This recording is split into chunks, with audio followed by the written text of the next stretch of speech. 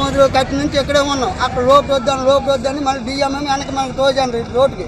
ఇప్పుడు రోడ్డు దగ్గర చూడను వాళ్ళకి డబ్బులు టెండర్లు వస్తున్నాయి, డబ్బులు కమ్మి మా పేదల కడుపులు ఎలాగ బతిమాలుకోవాలి, ఎలాగా చచ్చిపోవాలా? ఆ రిక్షాలు తప్పి మాకు ఏడు బతుకులు లేవు. వేరే దగ్గర పేరు చూపెట్టి మా కాంపిటీ దగ్గర ఉన్న ఆపోజిట్లో రిక్షాలు బేరాలు వేరే దగ్గర వాళ్ళ గొట్టుకొని చూపెట్టి మా పొట్టలు కానీ నిండుతాయి. రిక్షా అనే వాడి పరిస్థితి తగ్గిపోయి కొంతమంది ఏంటంటే లేబర్ పనులకు వెళ్ళిపోతున్నారు.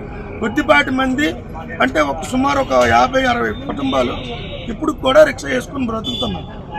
ఈరోజు ఏంటంటే అర్ధాంతరంగా వచ్చేసి చుట్టు కొట్టేసి ఆర్ఎన్బికి సంబంధం, ఆర్టీసీకి సంబంధం లేదు, ఆర్ఎన్బికి కూడా ప్రహరీ కొట్టేసి వాళ్ళు పెట్టుకున్న రిక్షా స్థలాలను కూడా వీళ్ళు ఆక్యుపేషన్ చేసుకుని అద్దెలకు ఇచ్చుకొని వాళ్ళు పొట్టలు కొట్టడానికి ప్రయత్నాలు చేస్తున్నారు. ఇది ఎట్టి పరిస్థితిలో జరగదు కూడా. మేము ఎంతవరకు వెళ్తాం మేము దీని మీద కూడా. ఇక్కడ ఎవరైతే చెట్టు కొట్టినా అసలు చెట్టు కొట్టడానికి వీళ్ళకేమి ఆర్డర్స్ ఎవరు ఇచ్చారు? ఫారెస్ట్ వాళ్ళు కూడా వాళ్ళ తాలూకు పర్మిషన్ తీసుకోవాలి. ఫారెస్ట్ పర్మిషన్ కూడా లేదు. వీళ్ళ ఇష్టానుసారంగా పచ్చదనం లేకుండా పరిశుభ్రత లేకుండా వీళ్ళ ఇష్టానుసారంగా చేస్తున్నారు. ఈ చెట్టు కొట్టడానికి కూడా ఫారెస్ట్ పర్మిషన్ కూడా ఉండాలి.